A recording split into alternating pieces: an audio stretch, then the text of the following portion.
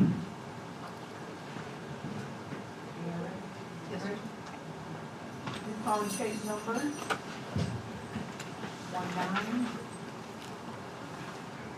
19-08817, United States of Michigan versus Devon Robinson.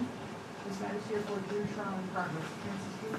Good afternoon, Your Honor. May I please report Jamie Powell-Horowitz for the people of P67466. Good afternoon, Your Honor. Evan Callahan, P30564 on behalf of the defendant. Good afternoon. Mr. Robinson, please state your name for the record. Devon Robinson. I was advised prior to going back on the record, the defense counsel indicated to Madam Prosecutor that he was interested in recalling Detective Williams. Yes. Is that how we're going to proceed at this point? I just wanted an offer of proof just to make sure it wasn't an area we'd already covered. Okay. Attorney Callahan, offer of proof. Judge, there's actually three things. I believe that the officer testified that she didn't have any knowledge of who the individual Gene was. Yet I have information which would suggest that individual Gene was known to them as Daryl Eugene Jackson. And No, we had information, there was a jail call that where he mentioned he had told Daryl Eugene and the mom started yelling Daryl Eugene Jackson. But really there was no contact with them. You can ask him about that. that's one area of inquiry. Secondly, testimony was yesterday by Mr. Suttles that he voluntarily came here. I believe when he left this courtroom, he was put in handcuffs and escorted out the door. He was absolutely voluntarily here. He got on a plane, came here himself. We had an altercation at the hotel. We housed him at the DDC, where we brought him to make sure he was here and brought back to the DDC. He absolutely 100% voluntarily came here. I have witnesses who saw him get handcuffed up. That doesn't mean that he didn't come here voluntarily. The prosecutor just indicated for the record that an incident occurred after he came here voluntarily, and he was housed at the DDC the night before he testified, and he went back there. It's my understanding. All right. And then finally, I'd like to address the search warrant of the defendant's father's house. Oh, I'm sorry, what was that? The search warrant at the The defendant's search father's of the house? father's house. What? There was a search of the father's house for weapons and whatever they were looking for. There was a search conducted at the father's house. Madam Prosecutor, what's your response to trying to elicit testimony regarding Your Honor, the officer search warrant? doesn't have any personal knowledge of that. What is the address?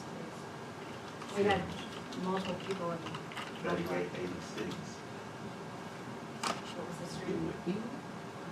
I didn't hear that. Could you please repeat it, please? Well, the defendant should be saying anything right now. Do you have the address, Attorney Callahan? 3886 Bewick.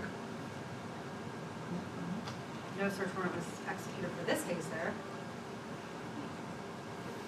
Okay. So you can recall Detective Williams, and you can ask questions regarding Gene. Court's going to limit the inquiry with Detective Williams to Gene or Daryl Eugene Jackson. Thank you, Your Honor. Okay. Detective Williams?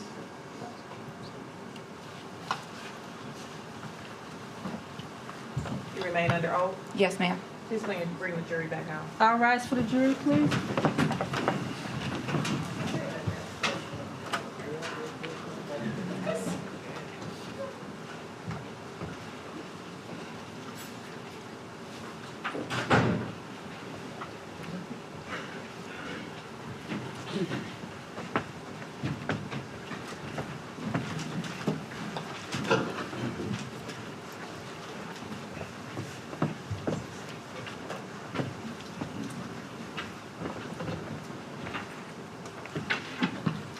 You may be seated. Please remain quiet. Thank you. Officer, earlier today there was testimony concerning video or an audio recording from the jail dated June 12th of 2019. Do you recall that? Yes, And there was inquiry made as to whether or not you in fact knew of an individual by the name of Gene, correct? correct, Right. And you're aware, are you not, that at some point in time, reference was made to Daryl Eugene Jackson, correct? correct. And what efforts did you make to contact Daryl Eugene Jackson? None, Why not? because the name came in a conversation from a phone call that was going on with the defendant's mother. So just with stating a name, there's no date of birth or no other information that went along with that name in order for me to research as to who that could have been. Thank you, nothing further. Did the mother complain regarding Daryl Eugene Jackson giving up the location of the defendant in this case? Yes, And you testified earlier that you got an anonymous tip regarding the tip that yielded the location of the defendant in this case. yes. When a person reports something anonymously, what do the police do? You will act on that information. You allow people to make anonymous tips. Oh, yes, Why? because a lot of people don't like to speak to the police. A lot of people are scared, uncomfortable. There's a variety of reasons. That's why we also have, 1-800-SPEAK UP. Thank you. Nothing further. Nothing further. Thank you. Detective Williams, you're thanked and excused. Thank you, ma'am. Madam Prosecutor, please call your next witness. People call Lieutenant Robert Hackard.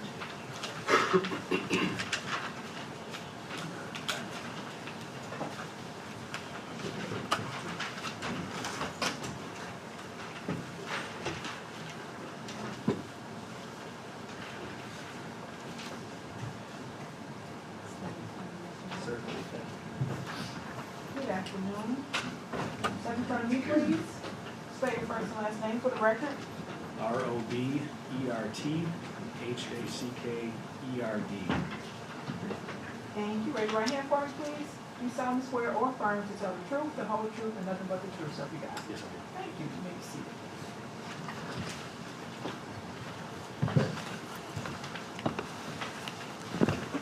Whenever you're ready. Good afternoon. Good afternoon. Could you please state your name for the record? Yes, it's Robert Hackard. How are you employed? I'm employed by the Michigan Department of State Police. How? I'm the supervisor of the latent print unit at our Grand Rapids Forensic Laboratory. You came from Grand Rapids to testify today? Yes, I did. What do you do there? I supervise our latent print unit. Do you also do testing? Yes, I do. What kind of education do you have for that? Education, I have to have a position in Forensic Science Division is a bachelor's degree, which is a minimum educational requirement to accept a position. Do you have specialized training? Yes, I do. What is that? The first 2 years that you're in the discipline, you work under the direction of a senior latent print examiner. There's a series of coursework that you're required to successfully complete. At the completion of a 2-year training program, it's then determined whether or not you stay in the discipline and start to work independently, authoring your own reports.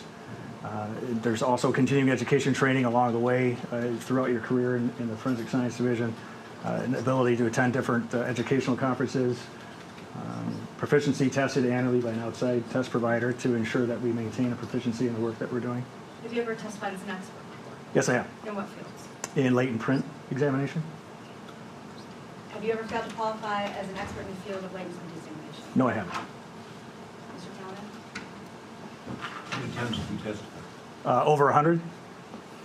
Satisfied, Judge. Madam Prosecutor? Will the court accept this witness's testimony as an expert in the field of latent print examination? The court will accept the lieutenant as a latent print expert. Thank you, Your Honor.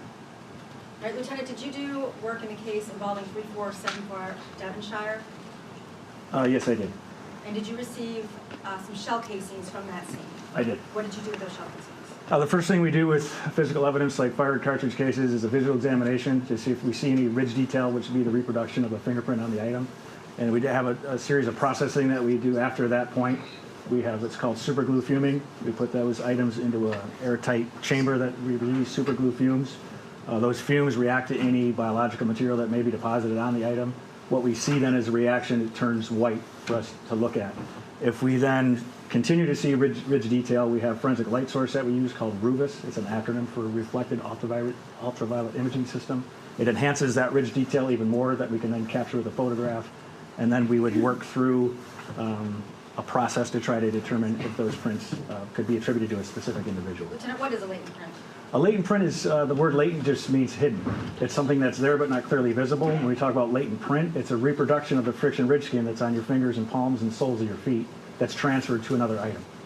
Are there conditions Excuse me, that can you guys slow down a little bit, please? Are there conditions that can impact whether or not a latent print is left behind? Yes, there are. Tell me about that. Well, anything that gets away from a hard, flat, smooth, clean surface starts to create difficulties in obtaining a latent print that we would consider suitable to be used in a comparison against a known standard, trying to attribute who that print belongs to.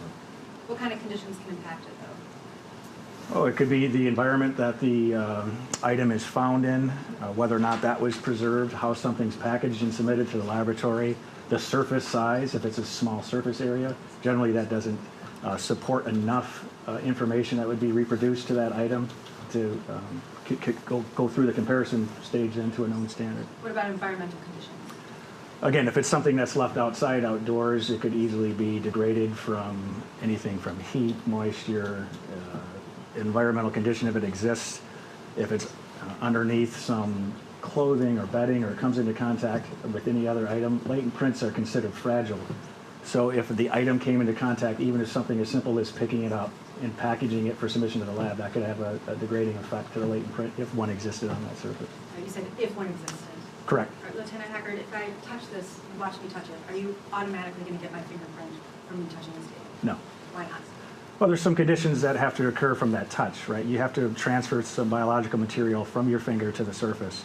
If your hands are extremely dry, for instance, there's usually not going to be a transfer of that material. So the casings from the Devonshire location that you tested, were you able to determine whether or not there were any latent prints on them? Yes, I was.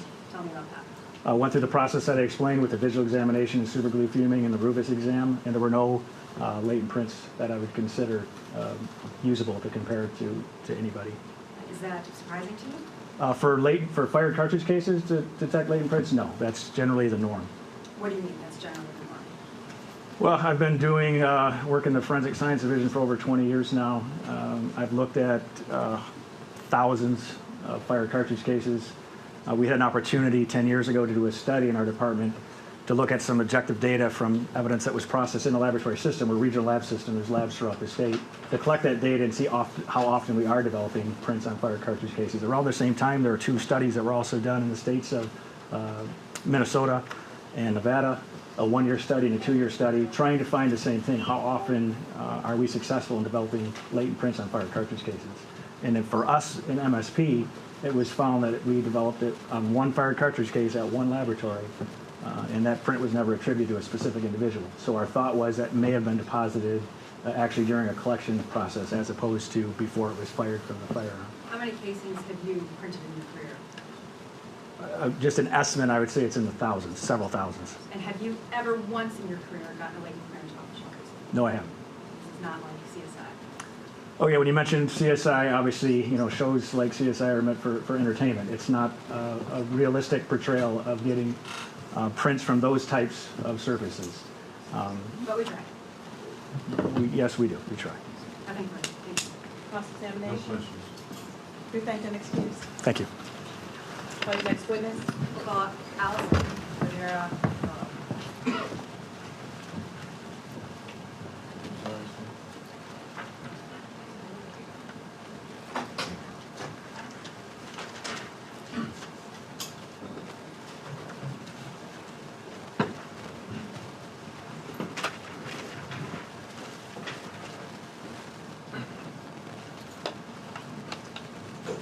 Good afternoon.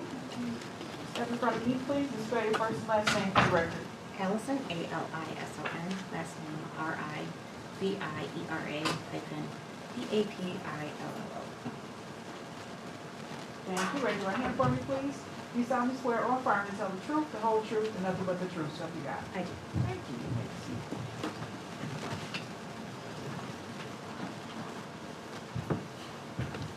You may be seated. You may proceed whenever you're ready.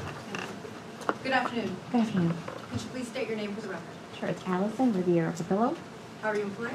I work for the Michigan State Police in the Northville Lab as a forensic scientist in the biology DNA unit. As a forensic scientist, what do you do? My role right now in the lab that I work at, in the unit I work at, is I process samples for DNA, and I also interpret samples for DNA and write a report. What kind of training do you need to do this? So throughout my time with Michigan State Police, I've had extensive training, but before that I have a degree from the University of Michigan, I have a Bachelor of Science, and I also have proficiency tests that we take. We take 3 proficiency tests a year, 2 in DNA analysis and 1 in body fluid identification. And have you ever testified as an expert? Yes. What areas? In body fluid identification and DNA analysis. How many times have you testified? Approximately 65 times, I would say. Ever failed to qualify as an expert? No. Mr. Callahan? No abstention. Will this court accept your testimony as an expert in the field of forensic biology? Yes. She will be qualified in forensic biology. Ask that you speak a little more. Okay, sorry.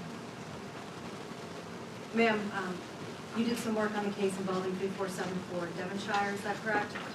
I'm not exactly sure of the address.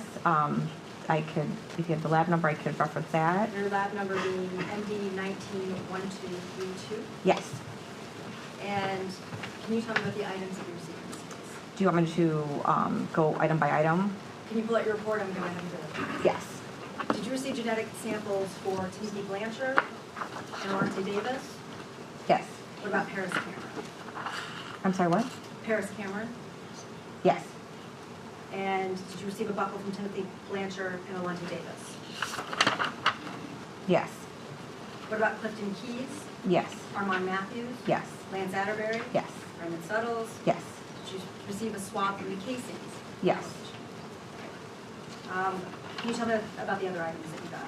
So I also have interior, exterior security door swabs, interior, exterior front door swabs, left-hand Davis swab, right-hand Davis swab, left-hand Blancher swab, right-hand Blancher swab, left-hand fingernail clippings Davis swab, right-hand fingernail clippings Davis swab, left-hand fingernail clippings Blancher swab, right-hand fingernail clippings Blancher swab. And that was all the evidence, I believe. You also received a buckle from Paris Cameron, is that correct? Yes. As well as Devon Robinson. Yes. All right, what did you do with those items? So these items, they would have been processed for DNA in the lab, and then I would have gotten the data and interpreted it. So What does that mean? what does interpretation mean? What does it mean? What does it mean take the data from it? So I didn't actually physically do the lab work. The way we split things in the lab is sometimes certain individuals in the unit will do the lab work, which will actually extract the DNA from the samples, and then they produce something that's called an electrophoregram, which is what I interpret. I'm interpreting the data that they have from the extraction.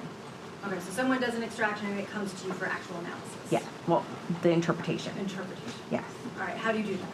So from there, I need to look at all the data I've received. So I need to try to figure out, of my evidence samples, do I have a single source profile or do I have a mixture profile? So with a single source profile, it means it's coming from one individual, and a mixture profile means it's coming from more than one individual. All right, when we're talking about mixtures, we're talking about DNA, is that correct? Yes.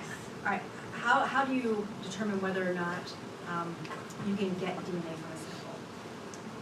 So we know that DNA is in nucleated cells in the body. So you can get DNA from blood cells, some skin cells, sperm cells, anything like that that has a nucleus in it will have DNA. So that is extracted, and that is then what we get a DNA profile from. And you were talking about profiles in terms of mixtures. What is a mixture? So a mixture is a DNA profile for more than one individual. So we know that we get half of our DNA from our mother and half of our DNA from our father. So at any given location that I'm looking at, you should either have one type if you've got the same type from your mother and father, or two types if you've got a different type from your mother and a different type from your father. If you only have 1 to 2 types at every location I'm looking at, you're looking at a single source profile. If you have more than 2 types at a location, you're looking at more than one donor there. So you're talking about a mixture profile. Is there something called a partial profile? Yes. What is that? So a partial profile is just when we don't get information at every area that I'm looking at. So at every location, there's no DNA type there. That's a partial profile. So sometimes someone will leave DNA behind, but it's considered a partial profile, not a full profile. So if sometimes when we get a partial profile behind, it means there's not enough DNA that was left behind. Or a sample could be degraded somehow. So we know that sunlight or cleaning products can sometimes degrade DNA. That's how sometimes you could get a partial. Can you make an identification off a partial profile? Depending on how partial the profile is, you could still make an identification. And if, for example, I picked up this disc and put it down, and you swabbed it and tested it for DNA and did an interpretation, would you get my DNA off of this item that you just watched me pick up? It's possible, not necessarily. It depends. You know, it was a quick touch event, so we call that, you know, a touch event.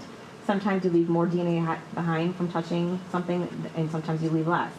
So it's possible that we could, and it's possible that we might not. What about like my jacket that I'm wearing right now?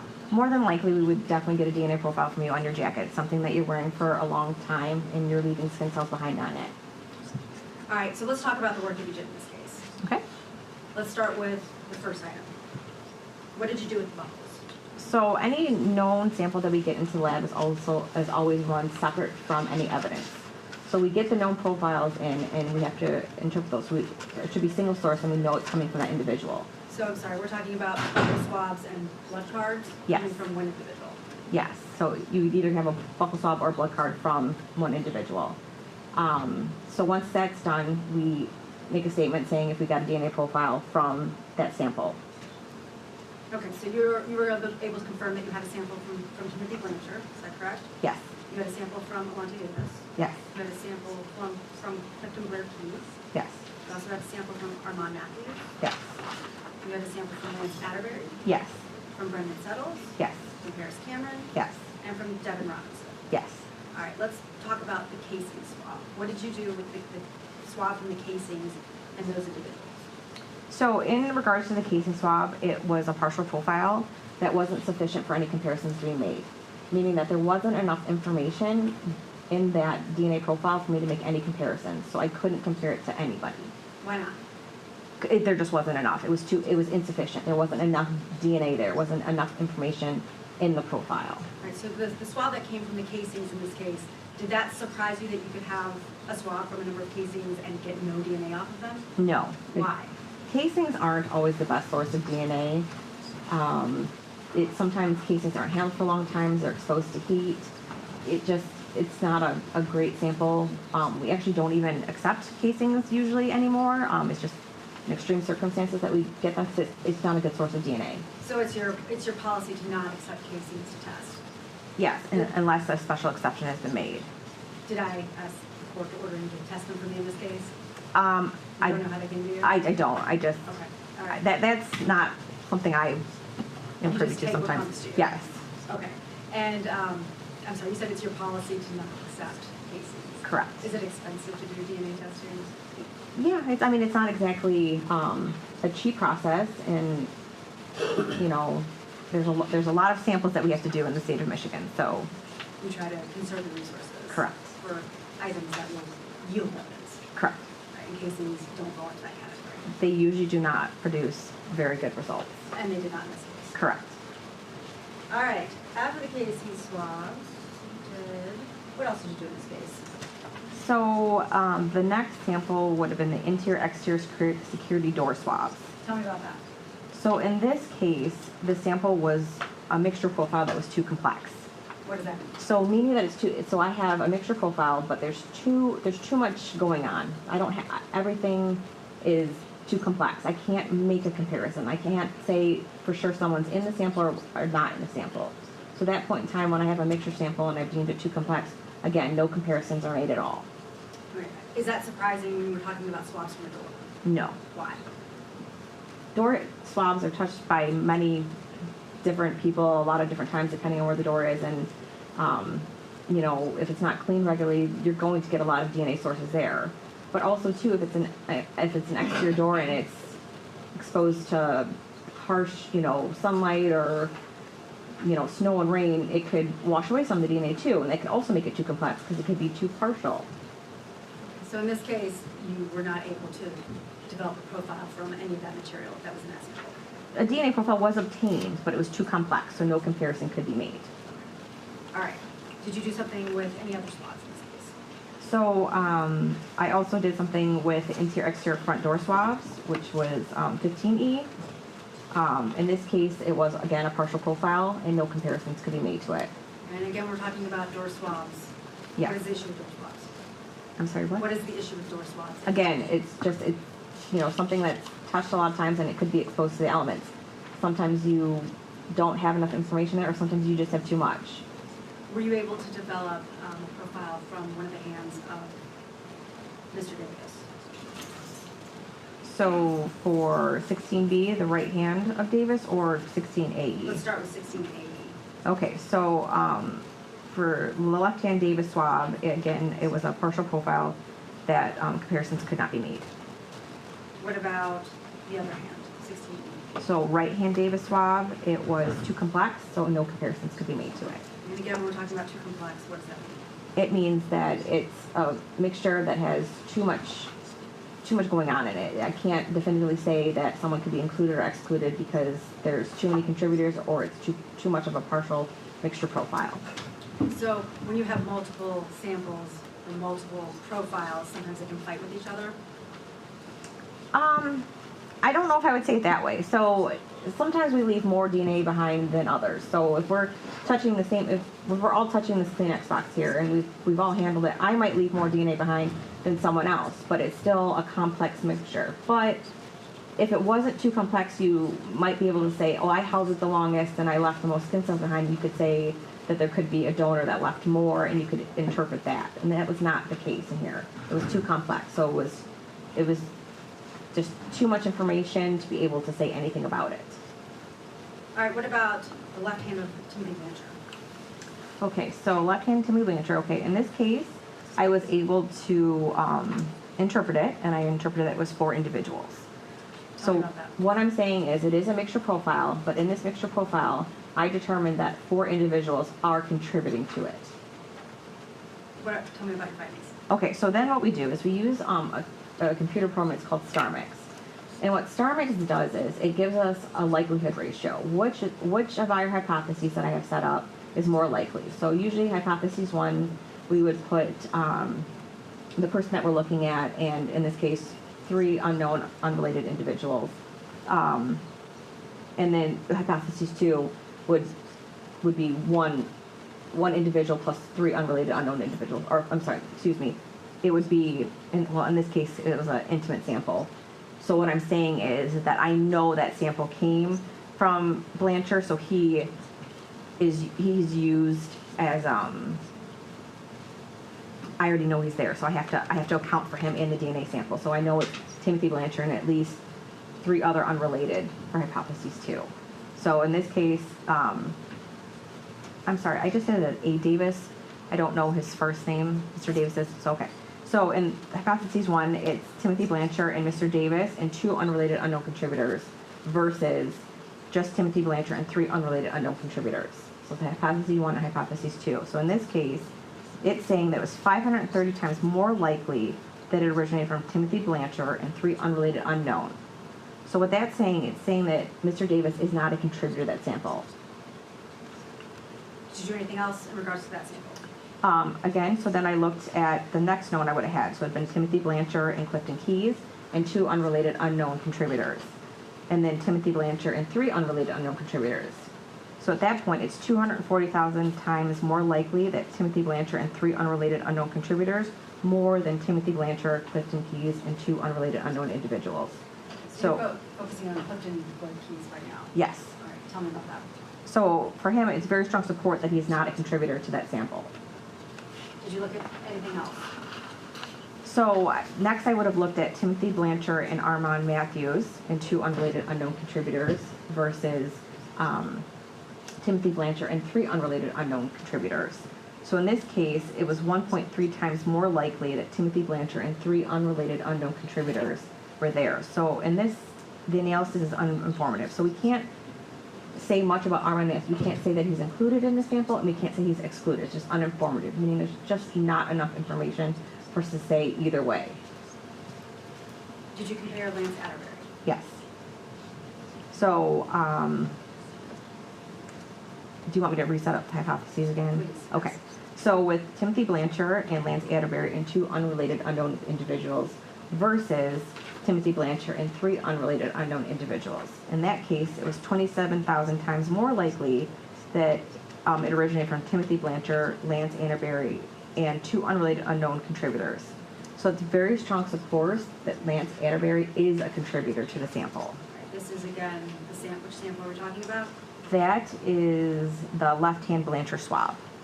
So strong support that Lance Atterbury is contained within the Blancher swab. Yes.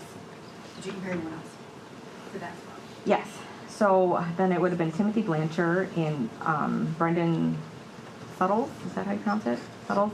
And 2 unrelated unknown contributors. What did the analysis yield as to Brendan Suttles and the Blancher swab? So it was very strong support that Brendan Suttles is not a contributor. Did you compare anyone else to the Blancher swab? Yes, then Paris Cameron would have been compared.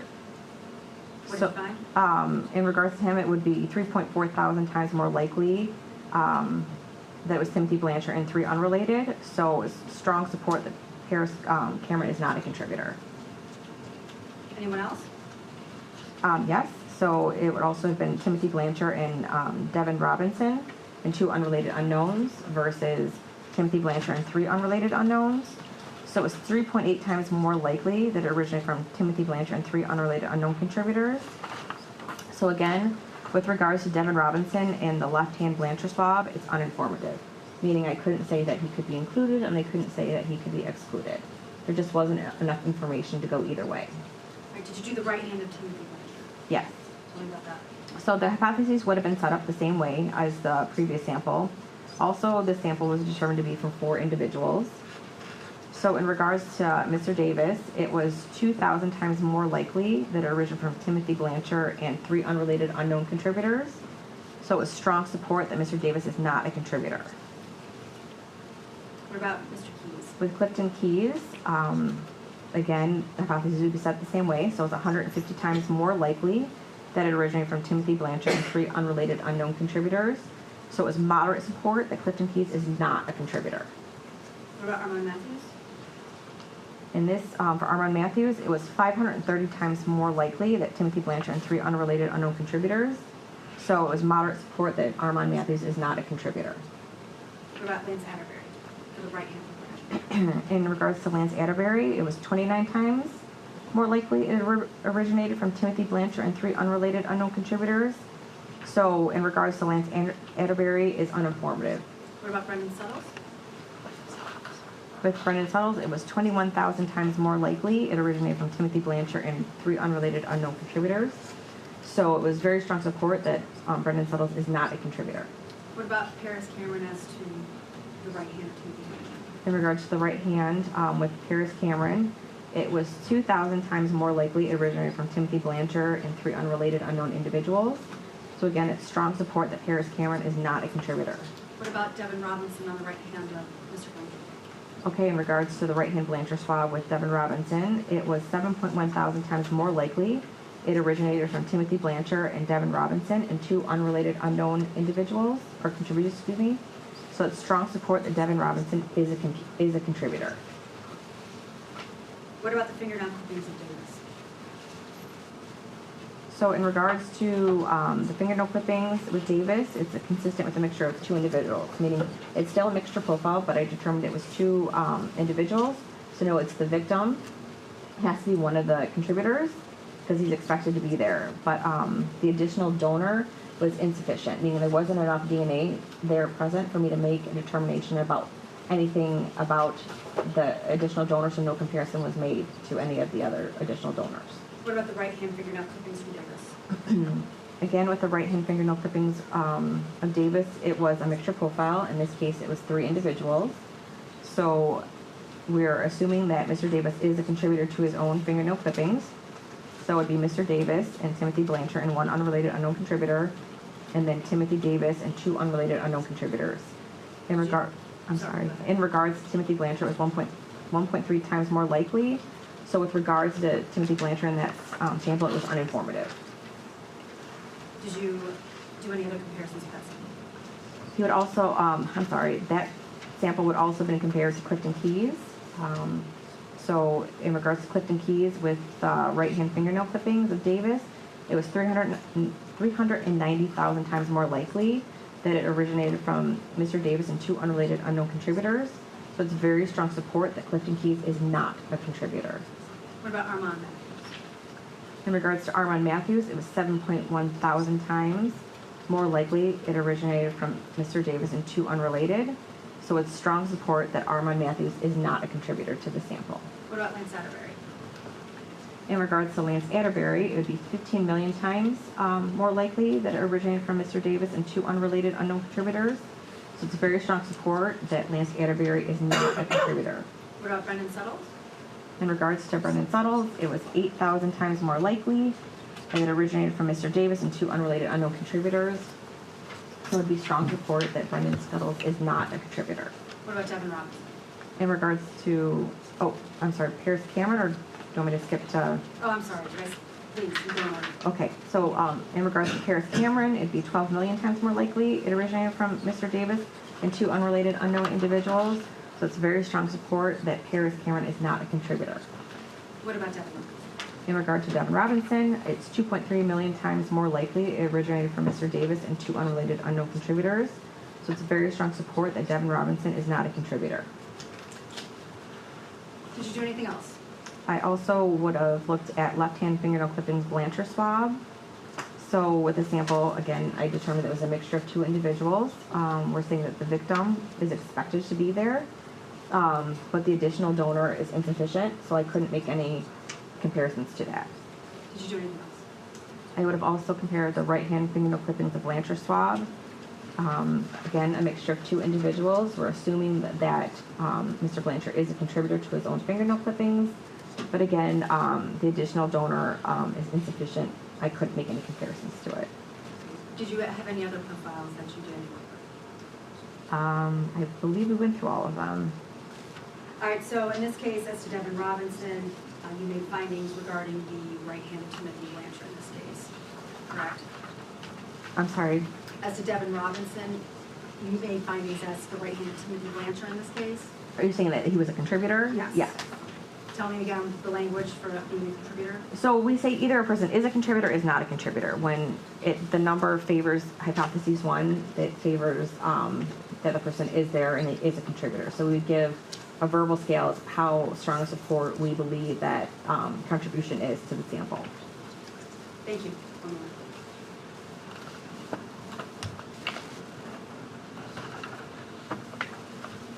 Nothing further. Thank you. Prosecutor Davis. Oh, you know, I do have another question. I'm sorry. Go ahead.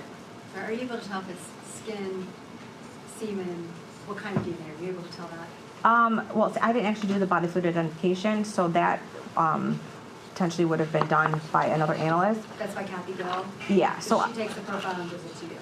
no, she will take the original evidence and she'll screen it for the original body fluid. If it is a skin cell, we have no testing for skin cells, so that's just a swab that's taken and sent on. If it was something that we were looking for blood, a blood test would have been done, or if it was semen, a semen test would have been done. So what comes to you is what?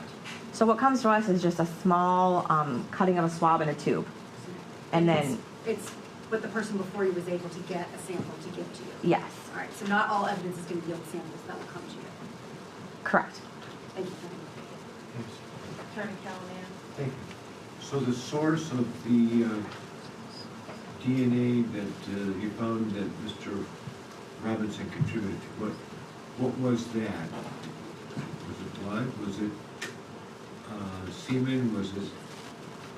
I can never definitively say where the source of DNA came from. If there was blood present in a sample, depending on how much blood there was there, you could say that blood, potentially would leave behind a lot of DNA. But I don't know that because I didn't do that testing.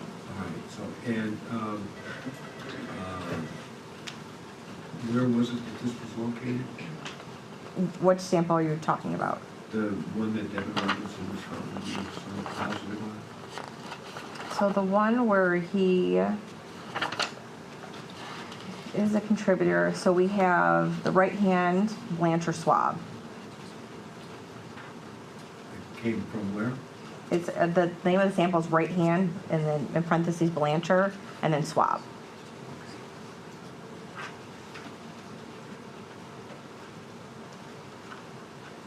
And you've got nothing off of gun casings or shell casings, right? It's not that we didn't get anything, there was nothing I could compare it to, because it was, All right, nothing to compare it to. right. And nothing from the door or nothing from the, So DNA was obtained, it just, no comparisons could be made.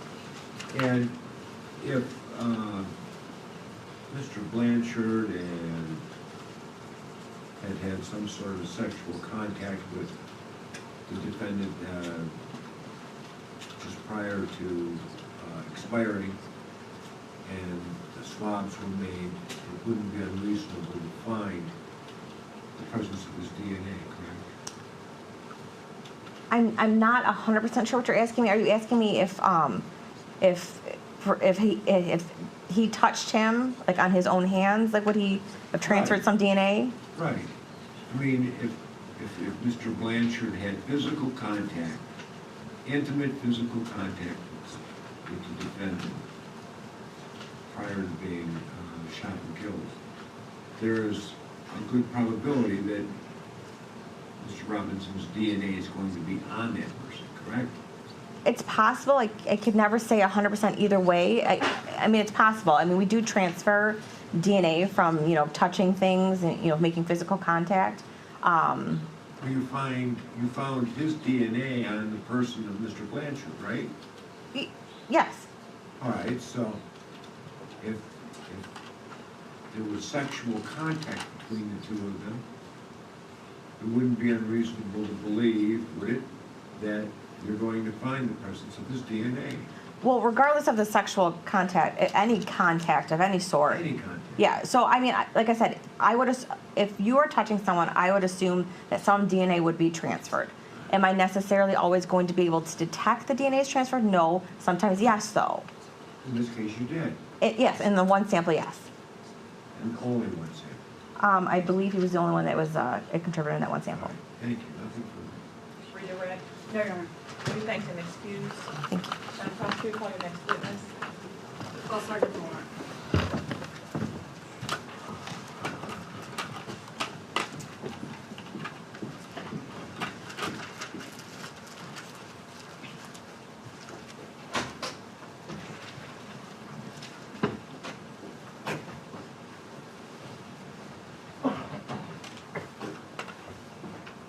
Good afternoon. Step in front of me, please.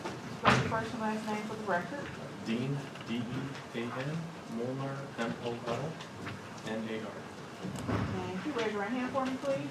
Do you solemnly swear or affirm to tell the truth, the whole truth, and nothing but the truth, so help you God? Yes, ma'am. Thank you. You may be seated.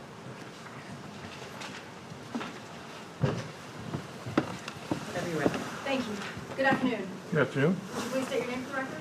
Detective Sergeant Dean Molnar. How are you employed? I'm employed at the Michigan State Police Metropolitan Detroit Firearms and Tool Mark Unit.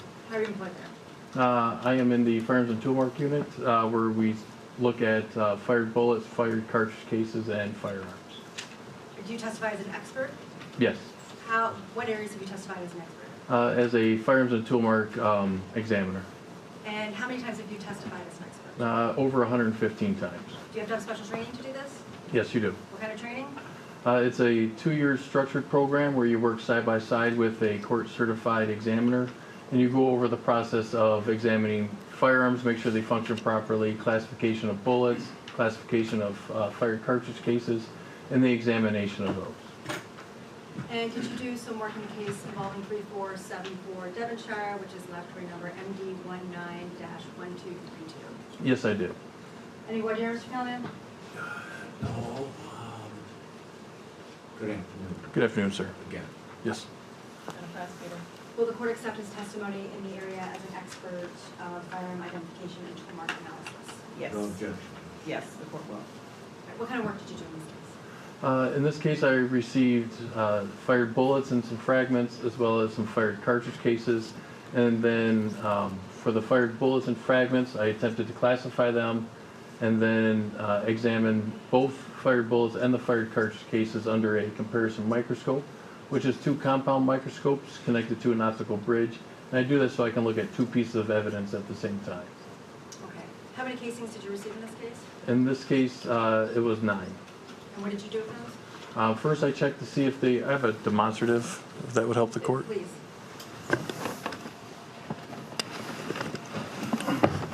So for fired cartridge cases, first thing we do is attempt to classify them into a caliber.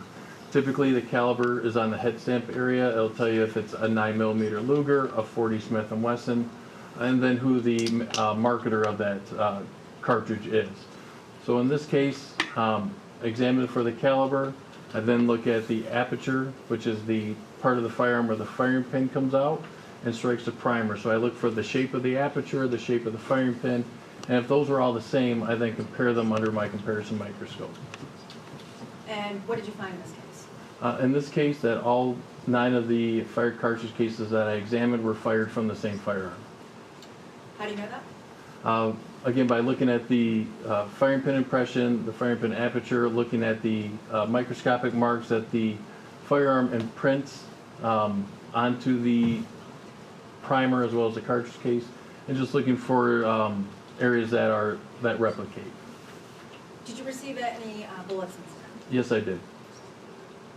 What did you do with those? First, for bullets, the first thing we try to do is, is attempt to classify them, and we do that by, if we have a base, we measure the width of the base, we count the number of lands and grooves that are on the bullet, and the lands and grooves come from the firearm of the bullet. There are high marks and low marks in the barrel, and it gives the bullet a twist to the right or to the left, and those are there just to make sure that the bullet goes downrange farther and straighter. So for the classification, we count the number of lands and grooves that are present, again measure the base, take the weight, and as long as they're the same with the bullets that the other bullets, I then compare those as well. Can you tell me about the kind of bullets that you received in this case? Yes, I'd have to look at my report real quick. Get that refresher.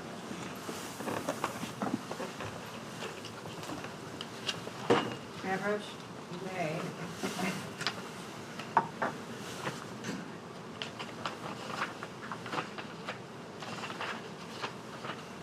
So in this case, I received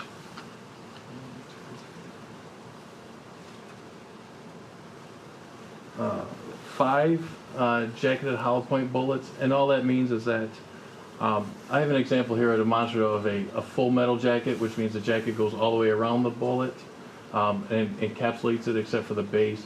A jacketed hollow point is missing the jacketing on the top, so when it makes impact with an object, it spreads. The petals will rip open and will spread out, making it a larger impact, larger damage area.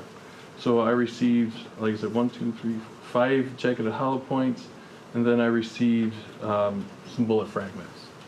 And what did you find as to those? That 7 of them, my items 2, 3, 4-1, 4-2, 4-3, 5, and 8, were identified as being fired from the same firearm.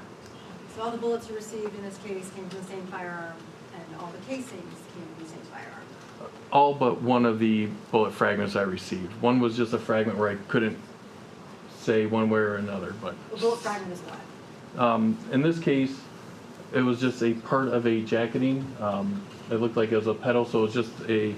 So when the bullet opens up on a jacketed hollow point, some of the jacketing will rip off. In this case, it appeared to be just a small portion of one of the petals that didn't have anything I could use for examination purposes. Too damaged? Yes. Does that happen when a gun is fired? Do bullets get damaged sometimes? Sometimes once they impact an object, yes. Like break apart? Yes. All right, can you take the bullets and compare them to the casings? No, we cannot. Why? So when a cartridge is fired, as the bullet goes out, the jacketing will leave scrapes and marks on the bullet. There's no way for us to replicate that. So once a bullet is fired, we can't just take the bullet, put it back in the jacket, and then fire it again to see or fire a different bullet out to see if we get the same marks, because the crimping will be different. So there's no way to get the exact fit from that bullet onto the cartridge case. Okay, so in this case also you can tell us is that the bullets that you got from the scene were all the same except for the one that was too damaged because we couldn't tell, is that correct? That is correct. And then all of the casings that you received came from the same gun? That is correct. Were you given a firearm in this case that was a 9mm weapon that was item 57 that we no longer have, that was the owner? Yes, it would have been my item 25. But it's the same item that I'm referencing. Yes, yes, ma'am. You label things differently at your lab. Yes. Why do you do that? So when we get evidence, all the evidence gets a container number 1 through whatever. So the items I give it is, so it goes back to the item it came out of. So in my case, the firearm was item 25, which means it came out of our container 25. Okay, and we prepped for this trial, is that correct? Yes, ma'am. And it's my item 57. That is correct. What did you do with this firearm? So in this firearm, first I checked to see that it functioned properly by checking the safeties, making sure the slide operates properly. And then I take a minimum of 2 test shots with the firearm into a water tank. And all that does is it allows that once the bullets hit the water, they don't damage the bullets badly or at all. So I can take those bullets that I fired and compare them back to the evidence I received to see if they came from that firearm. All right, and in this case, what did you find? That they are eliminated as being fired from the firearm. Okay, so that gun that was on item 57 was not the firearm that fired those 9mm casings from the 347 from Devonshire, correct? That is correct. There was another weapon taken in this case, our exhibit number 33, a Glock 22. Did you ever look at a Glock 22 in this case?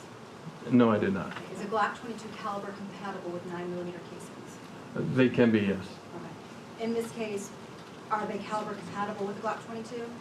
I don't know the exact caliber of the Glock, but the aperture shearing for a Glock is either rectangular or, if it's a newer one, a teardrop shape. And in this case, the evidence I looked at was all circular, so there's no way that they could have been fired from a Glock. So the casings, the 9mm casings in this case could not have possibly been fired from a Glock 22 weapon? That is correct. Thank you. Cross-examination. You're thanked and excused. Thank you. Madam Prosecutor, call your next witness. Your Honor, I don't believe we're going to call any other witnesses at this time. I would ask for just a moment to confer with my officer in charge. Please.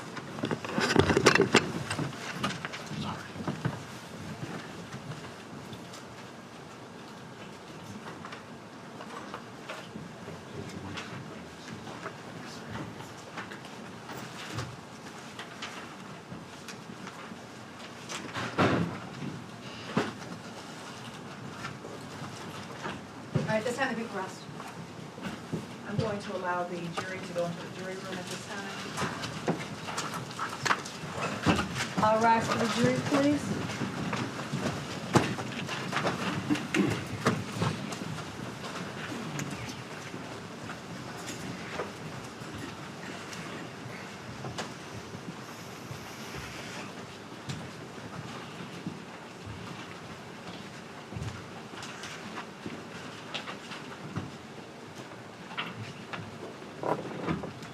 You may be seated. Remain quiet, please. Attorney Callahan, your motion. Yes, Judge, at this time, the defense would move for direct versus acquittal. I don't believe the evidence for the application is sufficient to allow this matter to be taken to the jury on any of the grounds. Madam Prosecutor. Your Honor, the standard is to view the light. The evidence of the light most favorable to people. In this case, you heard evidence that the defendant met the victims around 2:30 a.m. at the BP gas station at Mac in Buckingham. He then went back to their home, engaged in sexual acts with several of these individuals there, then left. You see video of the defendant coming back around 4 a.m. He is spit and gags twice. And then you see a person wearing light-colored clothing, like you saw in the BP video, walking around the corner back to the home where the defendant resides at 3440 Buckingham in the city of Detroit. You then see at 4:03 the defendant walking into the house. Then at 4:53 you see a figure entering or exiting that house, going down Buckingham to the area of Brunswick, because the street runs into Brunswick. That figure runs in that direction. Then at 4:57 you see a person running off the porch from Devonshire, running in the area again of Brunswick in the direction of Buckingham. You then see a figure entering the defendant's house again at 5:01 a.m. Your Honor, there's about 8 minutes there. The defendant would have to be the unluckiest person in the world to have had somebody leaving his house or entering his house within the 8 minutes of the time that the shooting happened. You know that at 4:58 a.m. there are 911 calls coming in from Blair and from Armand. In this case, they stay there. They stay there the entire time until the police arrive. We know that the defendant is then leaving that same morning between 9 and 10 a.m. while the police are still at the location. Because in this case, instead of killing everyone like he intended, 2 people survived to call 911.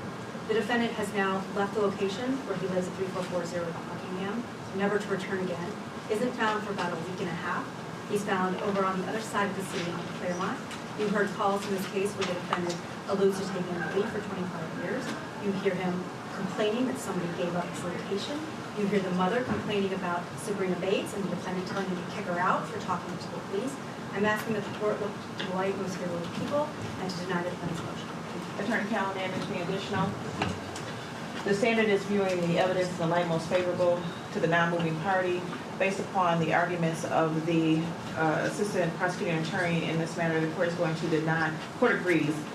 This is a circumstantial evidence case. The jury in this case is the finder of fact, and they'll have to determine whether or not the inferences that have been made by the prosecution via the video that's been provided is enough to find the defendant guilty. The court is going to deny the request or motion for a directed verdict at this time. Attorney Callahan, it will be your case. Is your client going to testify? Judge, can I just take a couple more minutes? Yes, you may have a few moments to serve your client.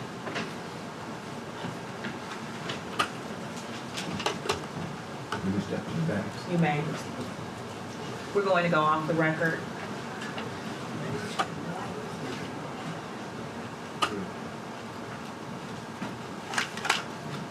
Right back.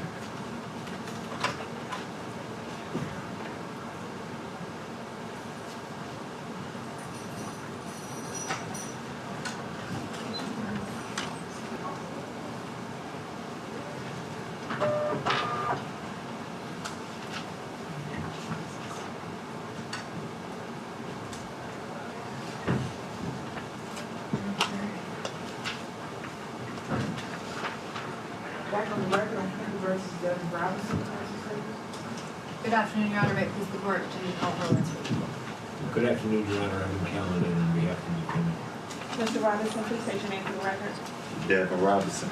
Attorney Callahan, you've had an opportunity to discuss with your client whether or not he wishes to testify.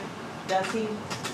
Your Honor, at this time, the defendant waives to testify. Mr. Robinson, please stand. Your attorney has indicated on the record that you do not wish to testify in this case. You've heard him indicate that? Yes, ma'am. Sir, you understand that you have an absolute right to not testify? Yes, ma'am. You understand if you wish to not testify, the court will instruct the jury that they are to consider that when they go to deliberate to determine the facts of this case? Yes, ma'am. And it is in fact your desire to not testify and to waive your right to testify in this case, sir?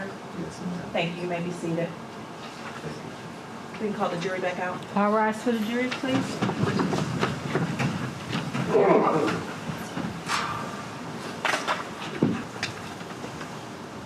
You may be seated and remain quiet, please. I believe all the jurors are present. So people have rested their case. Attorney Callahan. Your Honor, at this time, the defendant will rest. It is 10 after 2. We are going to adjourn for the day. Ladies and gentlemen, I'm going to allow the jury to go into the jury room. We've discussed that we will not be in session with regard to this case on Friday. I am asking you to return back here on Monday at 9:30 so that we can do closing arguments and instructions, and then you would begin your deliberations on Monday. Again, when you leave the courthouse today, please do not discuss this case with anyone. Do not do any research in social media, online, to try to find out anything about this case. When you come back on Monday, please do not speak with anyone that's involved in this case, the attorneys, any of the witnesses, any of the family members for the deceased or for the defendant.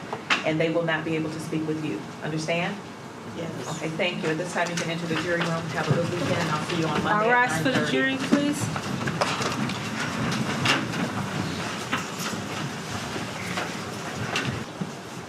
Those who are watching in the gallery, you're free to leave at this point so that the jury can leave. Counselors, I'd like to at least discuss this afternoon the jury instructions so that when we come back on Monday, we can do the closing arguments and I can instruct the jury rather quickly and then get them to deliberating. Yes, sir. Okay, we're off the record.